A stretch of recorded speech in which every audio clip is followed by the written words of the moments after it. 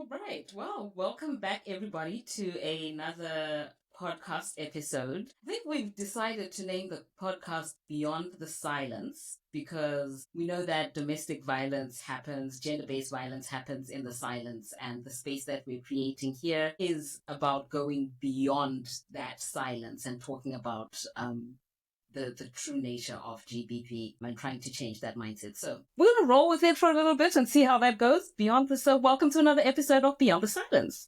With me today, we have, and if you can just wave when I say your name, Nikita Soni, who is our social media manager. We have Beatrice, who is our content and engagement strategist. We have Tembi, who is co-founder and director with myself, Zanele Bay. And as a special guest today, we have Daniel Tigwada, who is my nephew, and he is representing all males everywhere in this discussion. All males and all young males, all of friends. It's a big shoes to fill. I don't know about that, but we'll see.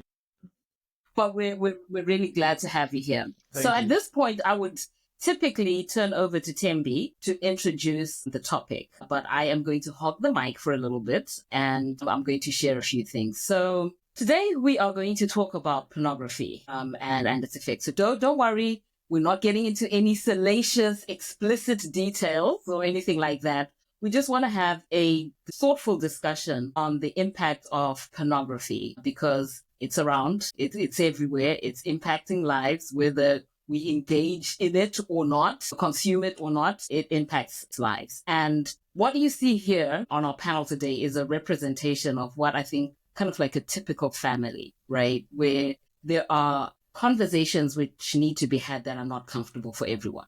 But because they impact and influence everyone, they still need to be had. So in this instance, Tembi, for example, is not necessarily comfortable with this topic. I think Tembi and Daniel represent a mother and son duo who also there may be a level of discomfort around talking about these certain things, right? With a mother-child, parent-child relationship.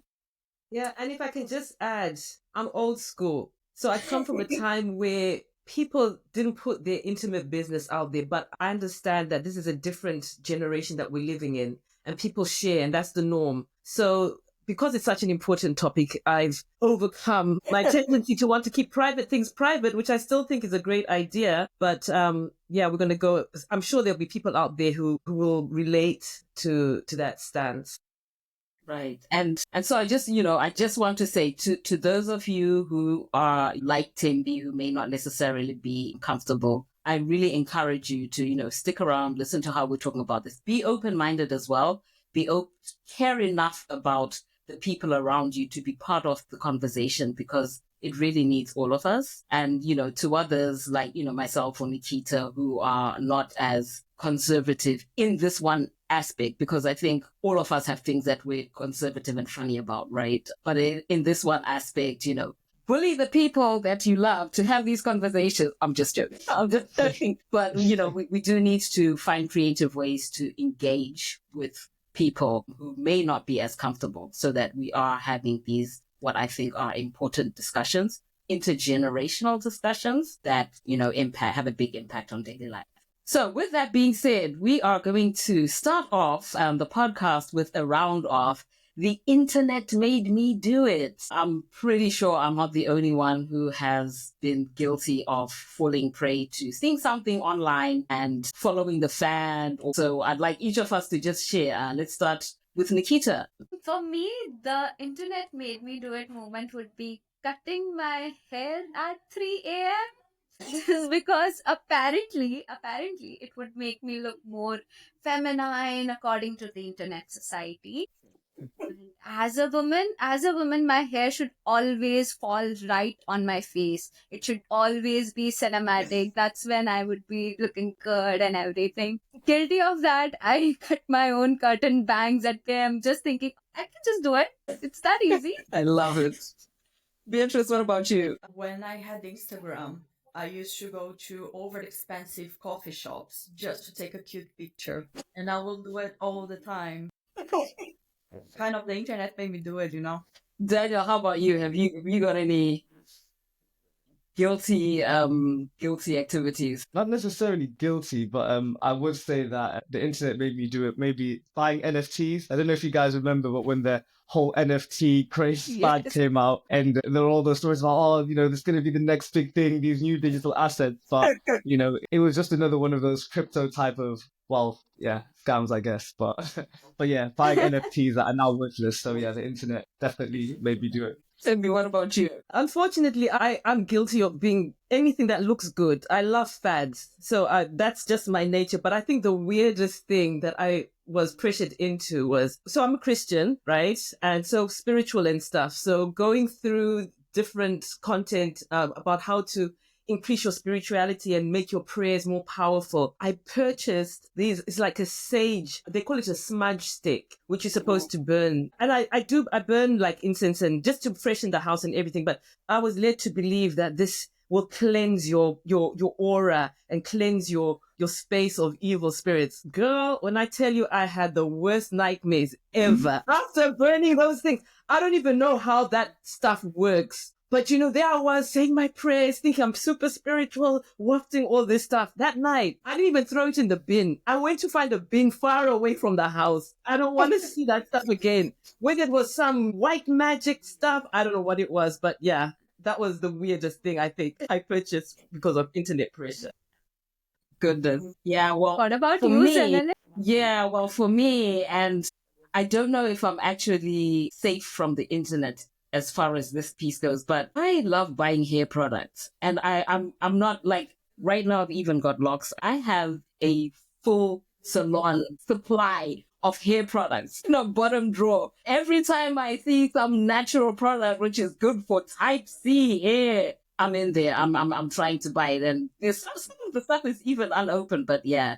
For some reason, the internet has me believing that every product for type C hair needs to be used. Crazy. All right, right. So thanks for that. Let us dive into our all-important topic today. And Nikita, I am going to ask you to kick us off. I think you're going to share with us around the normalization of certain sexual behaviors, body standards, how pornography affects sexual expectations and real life intimacy. So, see, here's the thing. Most of us were not given a real, honest sex education, right? And in that gap, porn kind of stepped in as the teacher.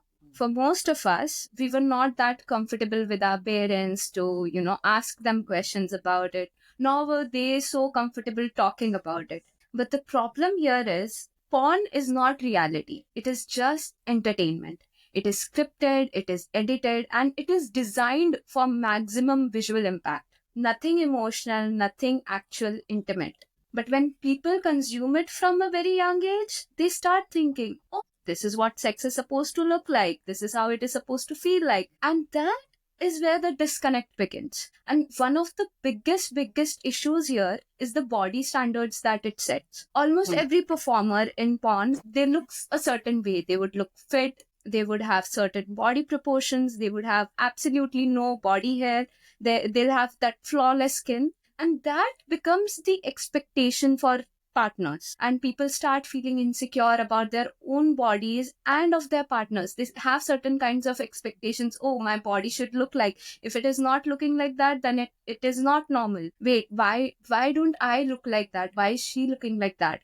But the reality is, these stars, they do surgeries, they digitally edit their videos, photos, and let the whole scenario in a way that everything looks perfect.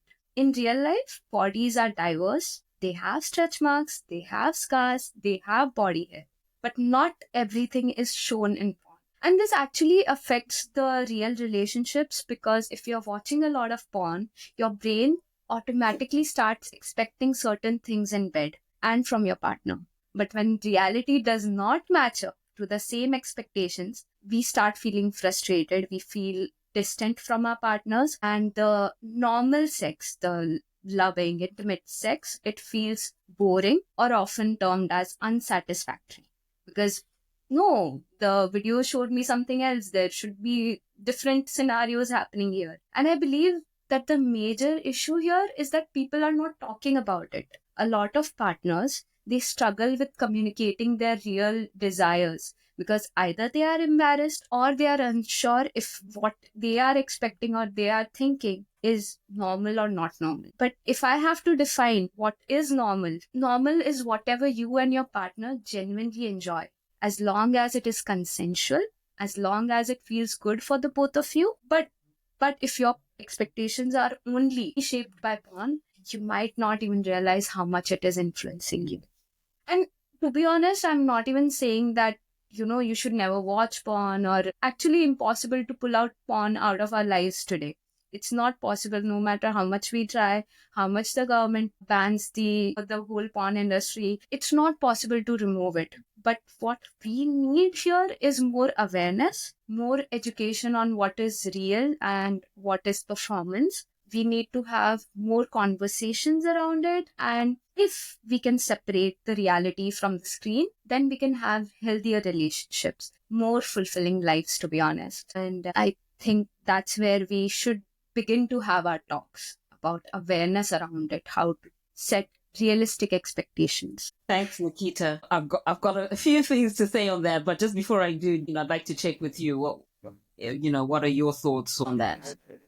Yeah, no, I thought it was very interesting what Nikita said, especially starting her point about the fact that there isn't too much education. I think you're right. In terms of parents and their kids, it tends to be an awkward topic that people don't speak too much about. And, sexual education at school. In year 8, there was like a sex education thing, but it's not serious. So she's right that as a kid, a lot of kids do get exposed to a lot of material, right? So those body standards, the point about body standards is very, very true. As a kid or a guy, if you see that kind of stuff and you think, oh, is that what women are supposed to look like? Is that what women are supposed to do? You really have no kind of perspective. Even for guys for themselves, you think, oh, am I supposed to look like a male? You see the male actors. It completely just distorts your whole perception on those kinds of relationships. But it's interesting because porn just takes it to the extreme of maybe what's kind of happening anyway, even with social media. The whole essence of people, these kind of weird body standards and standards of what you need to look like or be like, which people kind of feel on social media. I think with porn, it just takes that to the extreme. It takes that to your kind of more private and intimate scene. So I think definitely the body standards are a big thing. And you know what? Even I'd even noticed some of my friends recently had even said, as you're growing older, that they even stopped watching it because they thought it was affecting their relationships, where maybe they weren't as excited by their girlfriend or whatever, because what you're seeing is, like you said, or like everything is, it's not real. And if you're seeing that and that's what you're being exposed to, dopamine, I just think neurologically, psychologically, it's definitely a huge thing. And speaking to a lot of my friends about it, some of them said I've stopped watching it, or I think it was affecting me, or just less interest in their girlfriend, even just generally, like not even just say intimately, but just generally in life. So the effects are really, really widespread. And it does come from those unreal expectations. And I think what you said is right. It's maybe difficult to completely get rid of, because I mean, I feel like they do push it everywhere, even just soft, you might even just be streaming a video online and on the side, you meet new girls. I'm sure you guys have seen those things. There's always those little pop-ups of those things. I feel like they're constantly trying to throw it and push it in your face. But awareness and like a proper discussion in education is a big thing, as Nikita said. All right, Tembi, I saw you looking like you wanted to come in there. What did you want to share? Yeah, I just wanted to chime in on the unrealistic expectations. It goes through to everything really, not just porn, even just the images. So now every guy that is being dated has to be 6 foot and look like an Adonis. And every girl has to be, perfectly, everything has to be perfect with the filters.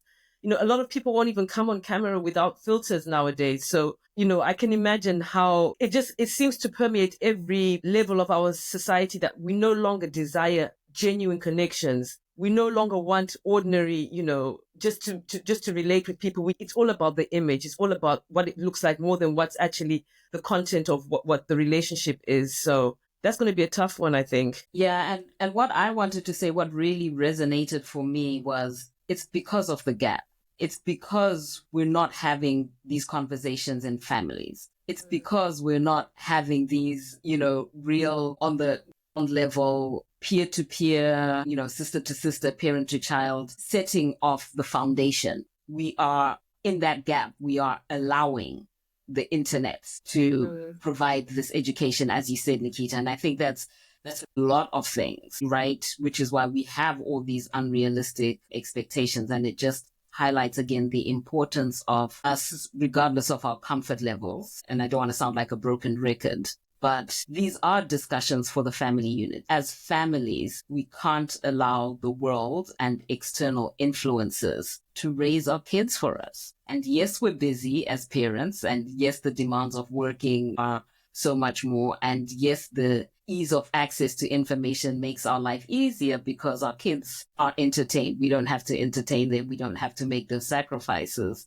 But the flip side of what's happening now is that all this accessible information is forming the belief and foundational systems for our kids that we should be teaching them. Well, I think we can segue into our next topic now, which is as we talk about working parents and making the bag and getting to the bag, right? The truth is, there is the rise of industry which allows people to make money. So, Beatrice, do you want to talk to us a little bit about the rise of content creators in this space that is a new source of revenue? Yeah, sure. So the families are not talking about that, but the internet is, because this is a big industry. It's the only fans, the content creators, that they are their own producers. So instead of going and being part of a industry, the porn industry, now those creations, they happen inside their bedrooms pretty much. And this is becoming such a big deal that we see a rise on what is called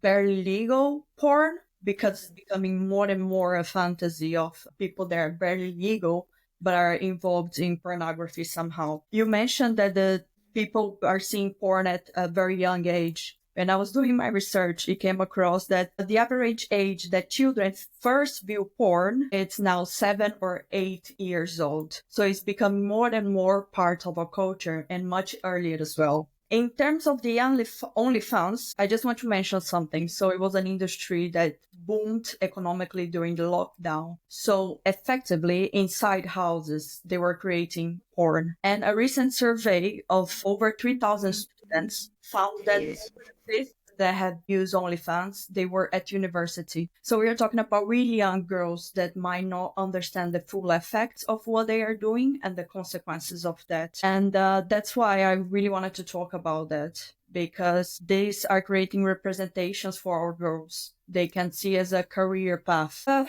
And that links about other thing that I want to touch base very briefly, which is, and we spoke about that in our blog recently, the creation of AI, fake porn, essentially because they create deep images that recreate pornography using young people faces. And this is happening in schools all over the US, which has big consequences that we can only start think of how bad this is going to be. And because you have this naturalization of sexuality for people at a young age, as a consequence, the Internet Watch Foundation reported a 77% increase in self-generated child sexual abuse content online. So this is the path that we are going. This is the bigger picture. Finally, one thing that blew my mind, the word teen, so young adults, was a more commonly used term to describe pornography than any other descriptions of sexual acts in platforms like Pornhub, Xvideos, so common free online platforms. And those are that for children and adults. So I don't know which one is more scary at this point. Can I just add Instagram to the list of it too? Because nowadays, Instagram is booming content that many of us call like soft porn. That is crazy. Anybody is exposed to that. There is no proper restrictions on who can create an account on Instagram. You just have to add a fake date and you have an account, and anybody can watch any kind of content. Can I add something to that? And it goes around family again, and family dynamics this time, which is a bit more complicated, because a big newsletter here in the UK made an article about this family account, Instagram family account that was run by parents for children. As soon as she turned 18, she migrated to OnlyFans. Most people that follow her on Instagram, so adults and men, mainly her audience, they migrated for the OnlyFans account. So that's a very clear pattern of the commercialization and the boundaries of family and economic balance in between.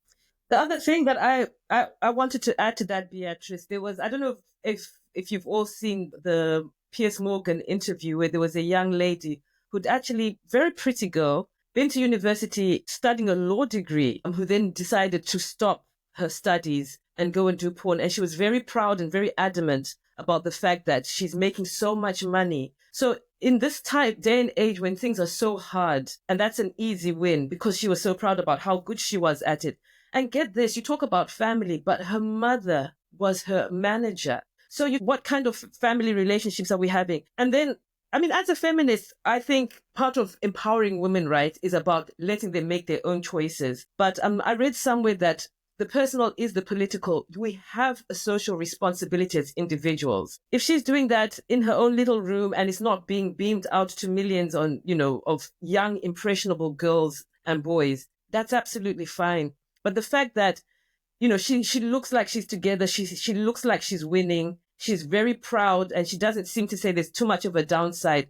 You've got all these young people who are looking for a way forward, who are looking for a direction, who see that as a way to be. And you're already ruining a whole batch of society right there. And then you talk about another OnlyFans lady who says she goes for the belly. Come on, 18-year-old testosterone-driven boy rather, is going to get it for free? They were lining up. That's exploitation, horrible exploitation. And as a mother, oh my gosh, I can't even imagine my son being involved in that kind of, and so you're not making a decision for yourself. You're actually making such an impact on society. And then we wonder why people are so crazed and unable to regulate themselves. And then we have these attitudes that then go on to affect gender-based violence and promote it. Because if you're a man and you're being seen to be forceful and you're beating and you're demanding respect and you're demanding this and you're setting a precedent that's very appealing to a young man who's trying to find his way in this world.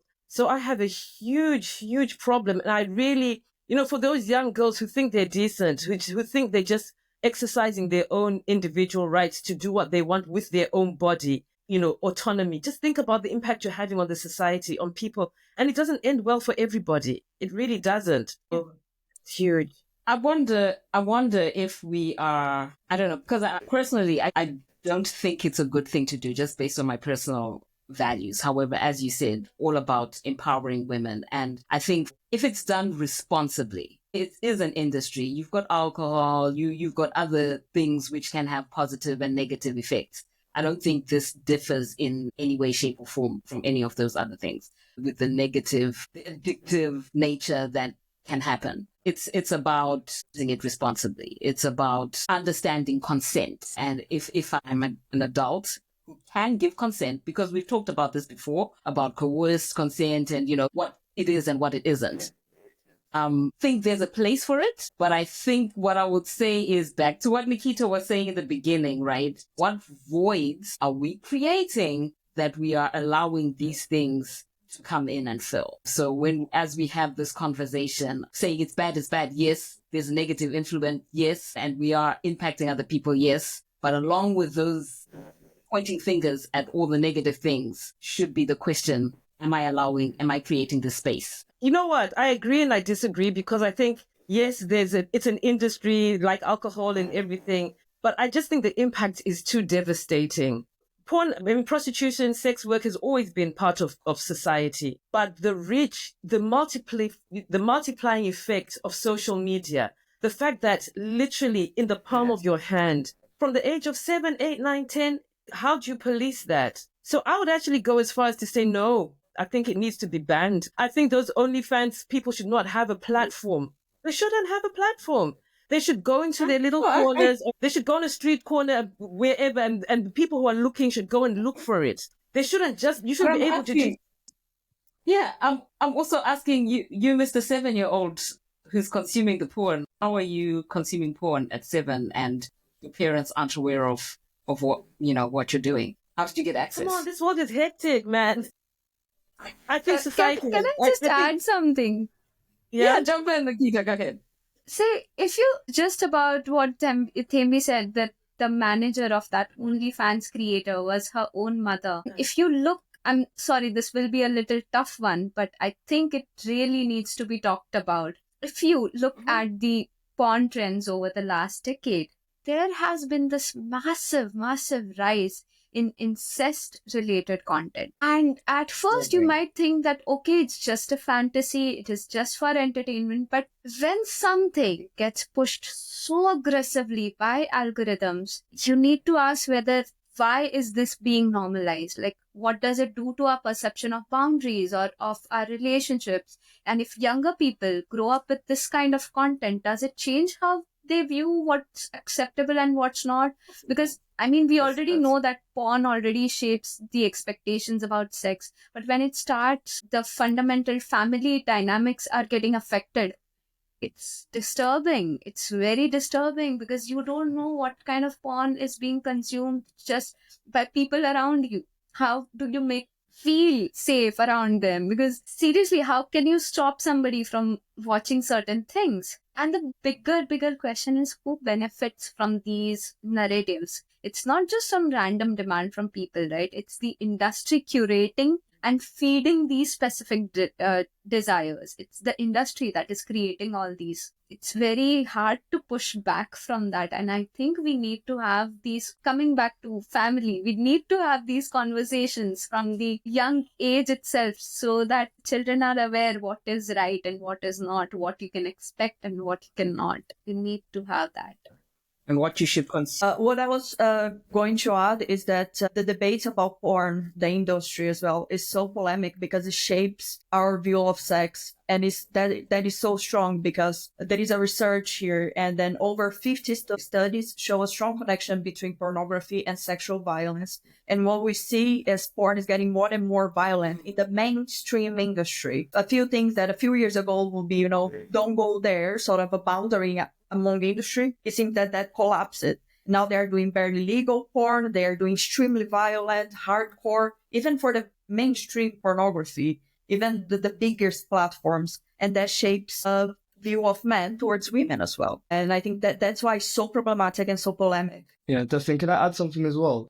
Please. Just quickly, because just picking up on what you guys were saying before, I think there's how do I articulate myself? Not to conflate things, because I think there's, when we talk about porn, there's the OnlyFans side, which, some of these OnlyFans girls, I don't know. I mean, I've never been on OnlyFans, but from my understanding, some of them, it's just pictures. It's like soft stuff, right?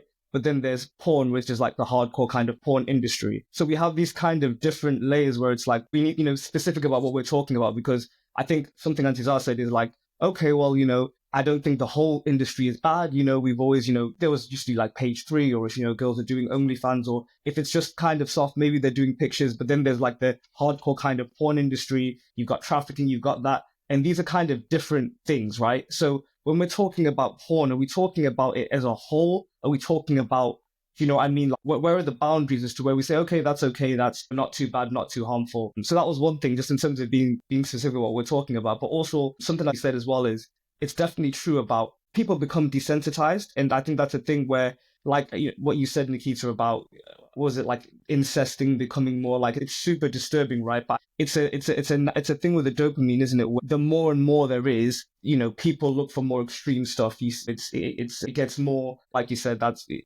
was very disturbing. But is that an issue where maybe we say, when it comes to the hardcore kind of pornography, that's an issue, but then, if it's more like a OnlyFans page 3 type of thing, that's okay? Is there a boundary there as to where it can be healthy? Because like Antizar said, it's difficult to just say, no, where do we draw the line? Yeah, and I think the line would be, the reality is, right, the line is different for different people.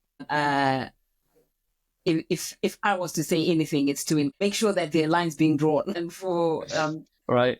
Because otherwise the boundaries, we know that the boundaries just get pushed further and further and further. And as you said, this is how desensitization happens. This is how whole mindsets change. But what's important is establishing a boundary in the first place. I think right now, one of the main gaps is there are no boundaries. And I think what's really encouraging anyway from this discussion, because it's not an encouraging discussion at all, is to know that young people, young guys are literally realizing how it's messing up their relationships. So maybe the more mature young men who are maybe grounded within a healthy family dynamic or something are actually turning around and thinking, you know what, this is a problem. It's addictive. It's messing up my relationships and my perceptions of and my intimacy. So that's good. But I really, really worry about the younger ones. So maybe the teenagers who are coming up, who are getting access to this thing and who have not yet developed that cognitive kind of thinking where they're reasoning. All they know is that this feels good and this is exciting and I want more and more of it. And those are the people who are going to be so damaged. And it's scary. And I think the conversations are really important. They're hard to have. I'd encourage you guys to talk to each other. Young people talk to each other about the effects, that it's having, because it's very damaging. And I think the long-term effects, not only for the individual, but for society as a whole, it's too much to contemplate. Yeah. It's actually available at just one single click. You can go to any platform today, even Reddit. They have threads of all these different kinds of porn categories on Reddit. A platform so easily available, anybody can sign up and they can watch that content.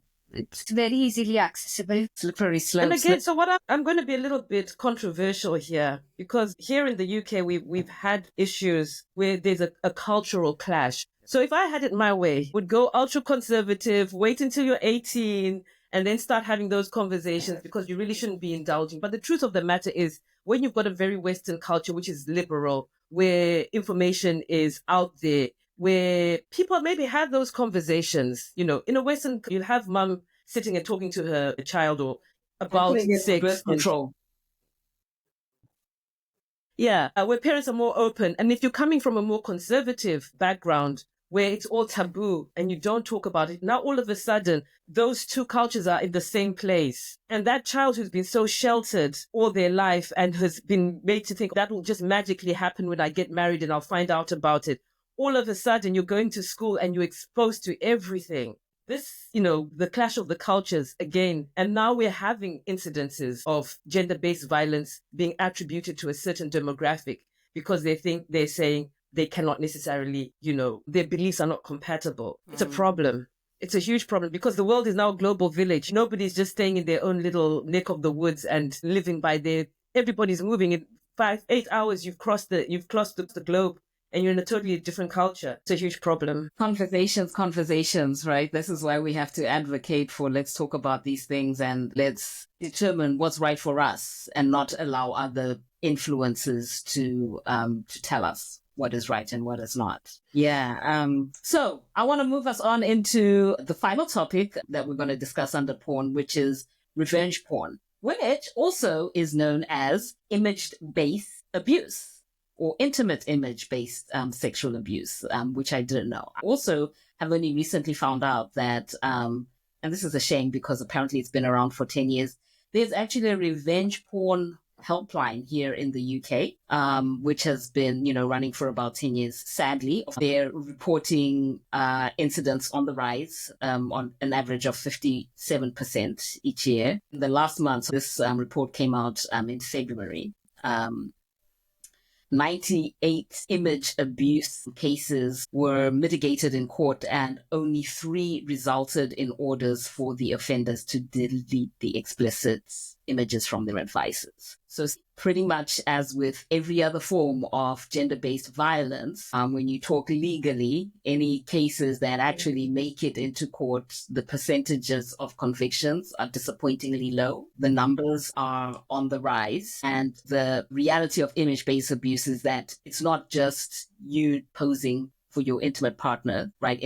Private images are being stolen, accounts are getting hacked, being pressurized and blackmailed into sending these images so that they can get exploited further. And sadly, when you look at, the fallout, pretty much as is the same with any other abusive pattern, women are at the shorter end of the stick, because for women, you get exposed, you're stigmatized, you're labeled, like the victim shaming to take the image. And yet for men, they can get accolades for their appendages and how they look.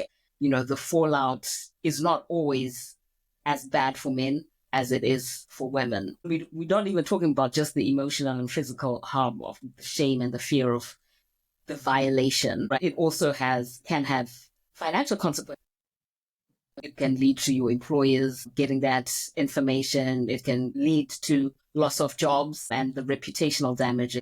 is crazy. So, and the hard truth is, as we said, right, once the images are out there, they're difficult to remove. They are really hard to remove. So we just have to be digitally aware. We need to learn how to shore up our devices, protect ourselves from getting hacked. Phishing is on the rise. We've talked about being in a digital age, and the predators are also on their job and making professional day jobs about mining and gathering this information. So just to, if you are taking sensitive images, intimate images, make sure that, as with everything you do on the internet, you are safeguarding yourself from predators. Okay. All right. I think with the AI deepfakes, like we discussed earlier, also, it's getting even worse because you don't even have to send a private photo anymore. Someone can just fake one of you and spread it as if it's real. If your face is out there, you are at risk. It's like that today.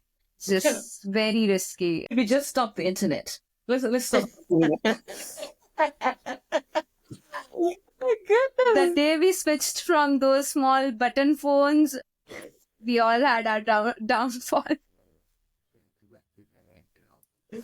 All right. So that time has gone by really quickly. And so just before we sign off, let us do our good citizen diligence and share some digital safety tips for those who have chosen to join us today.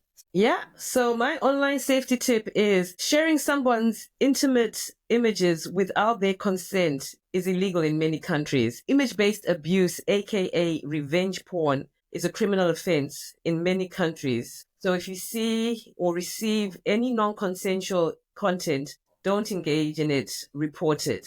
That's it. Thank you, Tembi. What about you, Nikita? My safety tip for the viewers is once something is online, it can never be truly erased. So even if you delete a post, it does not disappear. The screenshot culture, website archives, and data storage mean that your content can resurface anytime, sometimes when you least expect it.